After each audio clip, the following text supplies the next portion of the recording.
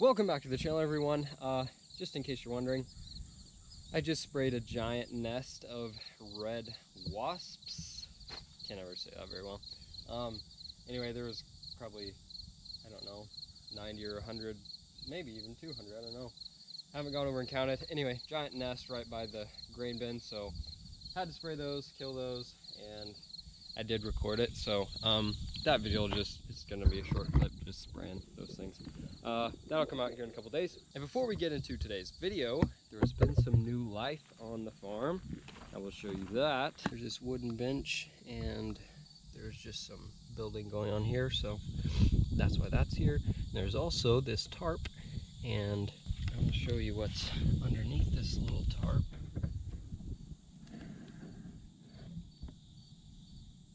Got a nest of baby kittens.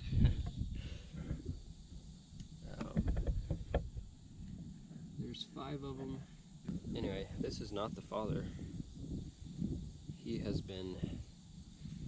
lost his you-know-whats, so.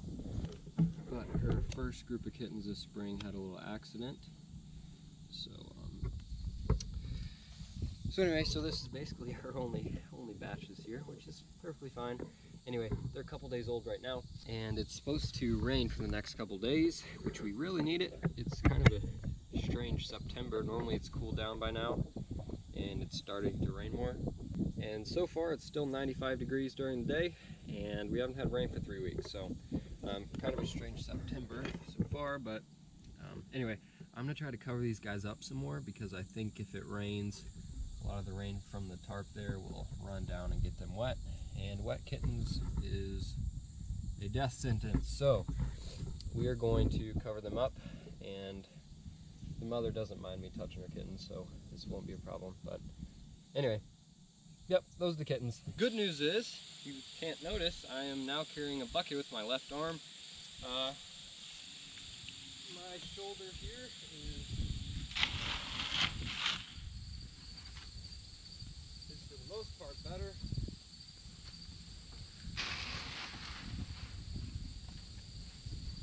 I'm done with physical therapy, and I'm now allowed to carry 40 pounds now, so.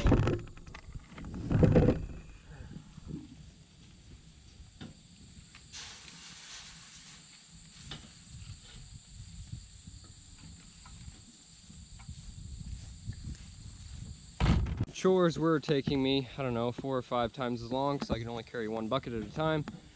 And now when I'm loading and unloading grain, it's a lot easier again. So anyway, I don't know if you can tell, calves are in a new field here.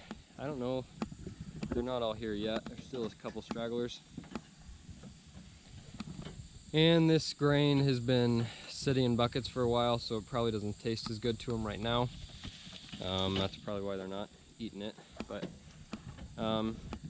anyway, they'll clean it up. So this pasture here, I don't know if I've showed you guys this before, but it's kind of a pasture we've had to reclaim. First of all, this is rented land, this isn't ours, but when my dad started using this, it was mostly a lot of brush, and it hadn't been grazed in years.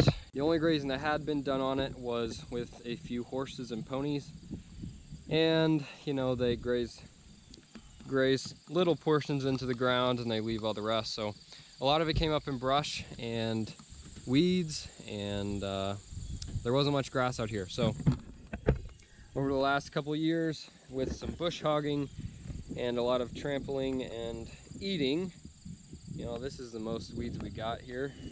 A lot of ironweed, Missouri ironweed, and you can tell there's just not much that grows here, but we have seen a large improvement. There even is some native grasses that are coming back over there on that side of the property, but it got a lot of different types of Lespedeza, which depending on which kind, it's not too bad. But you can see some clover and fescue. And anyway, this is kind of like a silvopasture area, because at any point in the day there's a lot of shade covering this grass, and so that allows the calves to graze pretty much all day long, which is a good thing because they're cool. hopefully they'll have some better weight gains, but the wind's probably pretty bad, but that's what we're looking for. Just spreading some nutrients around, hopefully improving this pasture some more, and maybe in a couple more years it'll be a perfect landscape here. But I said, the more cow patties there are out here, the better it should do the next couple of years. So and if this was just a normal pasture, there wouldn't be nearly this many manure piles, because cows will spend most of the day in the shade in the summer, and then they'll only graze at night. So the fact that they're able to graze pretty much all day long allows them to spread out some manure where manure normally wouldn't be getting. So anyway, this is just a little improvement. They've been on here for 2 days, and you can see this hasn't been grazed since the end of May, I believe. We bush hogged it once because a lot of this stuff was maturing, and anyway, they're back on it now. They've pretty much eaten a lot of it down to about 4 or 5 inches, and they'll be coming off here tomorrow morning, and we'll probably graze this here late December after it has some time to regrow. So anyway, calves are pretty healthy. Hasn't been any other pneumonia issues. All of them have gotten over it, thank God. But there is one tiny issue. That white face there, you probably can't see him, but he has a little pink eye, and he has gotten over it slowly. He still has a little white patch, so still has a little bit of recovery to do, but that healed up on its own, which is a good thing. And none of the other ones have gotten it yet, so doesn't look like we got any new calves born here in the beef herd, the ones we got left. Like I said in the last video, I don't know that any of them are really that close. There's 2 that I thought were going to calve the next couple days, but they still haven't. So looks like they may be a little longer than I thought. She's one of them right there.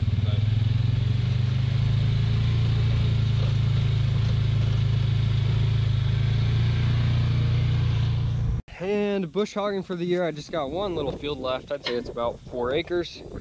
And besides that, I think we'll be done with the bush hog after today. Then we'll just have to get the tractor ready for moving hay and winter feeding, of course.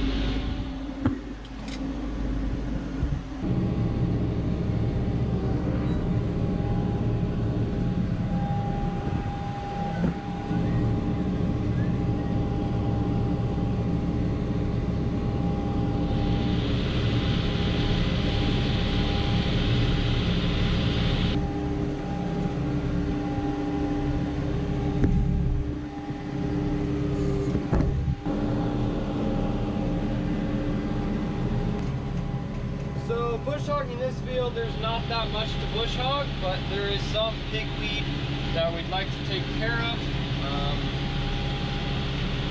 and a few other types of weeds, but there's not too many of those either. So this is the last one. We don't really have to do it, but I'd rather do it just to take care of the pigweed, because that stuff will spread pretty quick. And there's also some perilla mint, and that stuff will kill cows very quickly if they eat it.